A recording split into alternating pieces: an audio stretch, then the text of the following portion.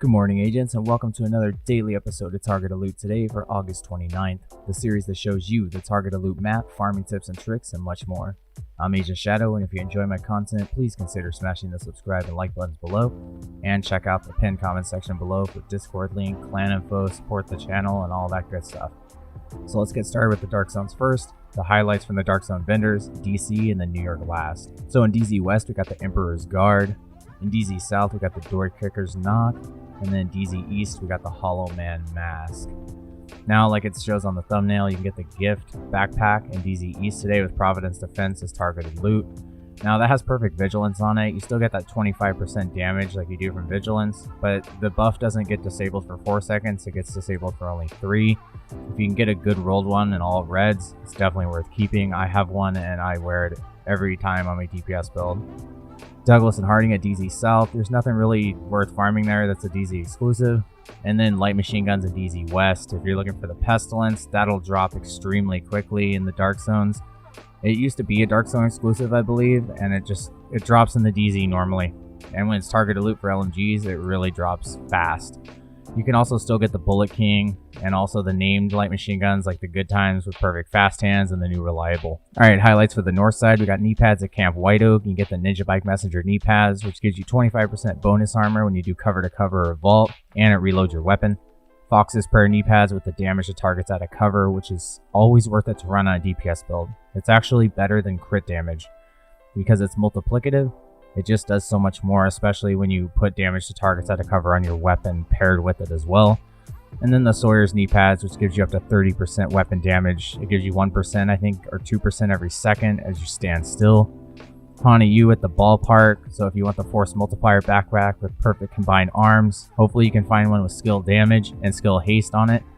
And then, of course, the red mod slot always comes with. It'll become generic in TU11, but you can re-roll it for a yellow utility mod slot right now if you get skill damage and skill haste, and you'll be refunded that in TU11, so I would definitely go for that if you can. And then assault rifles at the amusement park. You can get the Chameleon Exotic assault rifle. You can get the Burnout named FAMAS. You can also get the Mechanical Animal Future Perfection. And then, of course, the top tier assault rifles like the FAMAS, Carbine 7, Police M4, Military AKM, which is one I've been using lately on my DPS build, and G36s. Skill attachments at Manning National Zoo if you really need a skill attachment for one of your skills. I don't normally farm for these. And then Kinley College, you got 2 more days that it's open if anyone's actually interested. Alright, highlights for the west side. We got Grupo Sombro at West End. First piece for DPS builds, second piece for explosive skill damage builds. And then submachine guns at Federal Emergency Bunker. You can farm for the Lady Death. You can refarm for the Chatterbox. And then, of course, the top tier SMGs like the Vector variants and the MPX for sure. Now, I was farming SMGs yesterday. I think it was at Lincoln Memorial. I got the Lady Death on the first run. Now, that's lucky for me. I already had a few of them, but just remember, you can always get that Lady Death farming in DC or NYC as long as it's SMG targeted loot or an open world NYC boss. Either one, you can get it now. Gear sets at Bank HQ, anything but the Foundry Bulwark and Future Initiative chest and backpack pieces. Or, of course, the System Corruption, which is still DZ exclusive. That 2-piece armor on kill is definitely worth running, so if you want to try to farm it in the DZ next time it's gear sets, it's totally worth it. Chest pieces at DCD headquarters. Now, while this isn't a True Sons mission, you can still farm for the tardigrade armor, so that's definitely worth farming for as well. And mass at Lincoln Memorial. Now, this has actually a chance to drop the tardigrade armor. It's a True Sons mission. One of the 3 bosses at the end has the possibility of dropping it. And you can go for the Coyotes mask and refarming the Vile mask as well. Gloves at Roosevelt Island, so BTSU gloves. And then, of course, the Contractor's gloves with that 8% damage to armor. Murakami at DARPA, so that's 10% extra skill duration. And then pistols over here at the Pentagon and the West Potomac Park. You don't really have to farm for the Liberty. I suggest doing the 3 missions in a row. The quest line, that's always faster and easier to get the Liberty. But you are going to need a D50 level 40 to craft the Liberty. So you want to farm for a D50 if you don't have one. They're usually kind of rare to find. And then rifles at the Potomac Event Center. So a good classic M1A. The best talents for that is Boomerang, which is my favorite, or Ranger. And then, of course, Rifleman.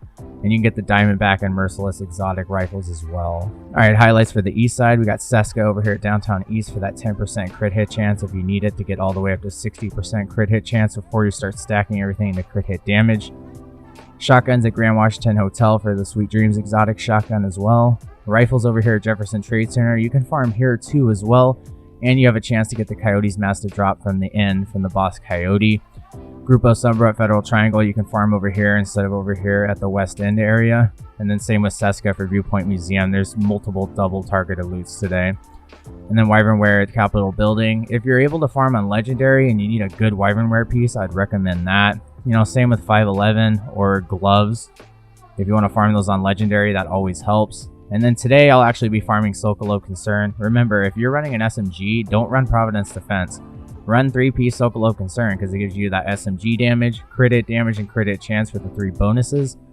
And you can farm the No Hope Hotel, which I'll put a card in the top right about now. And that's an XP farm you can do every, about 5-6 minutes. You can farm it with 4 directors on, get some great loot most likely, like I usually do from my experience. And then you get a watch level every time you complete that. So that's a great way to farm for Sokolo Concern today. And then holsters at Jefferson Plaza for the Imperial Dynasty holster and the Forge holster, which gives you 50% extra shield health. It's just like adding another skill tier to your shield. Alright guys, let's check out New York City and then I will let you guys go. Alright agents, so we got Overlord at the Tombs, Gila Guard at Civic Center. So Overlord's great for farming that Fox's Prayer knee pads. Badger Tough at 2 Bridges for that 0F's chest piece with Perfect Unbreakable, which is definitely worth farming for. I recommend keeping the armor roll on it and the rest keep it red if you're doing some sort of DPS build like my survival shredder build. And then Hani Yu at Stranded Tanker, you could farm that today instead over in DC, and you get a chance for the Imperial Dynasty to drop here as well from Vivian Connolly. Alp Summit's great for that 20% repair skills on a healer build. And Golan Gear is great for that 10% status effects paired with like an Imperial Dynasty and 4-piece Eclipse Protocol. Wall Street still is the main source for getting the Bullet King, so if you want to farm Wyvernware and the Bullet King at the same time, you can do that.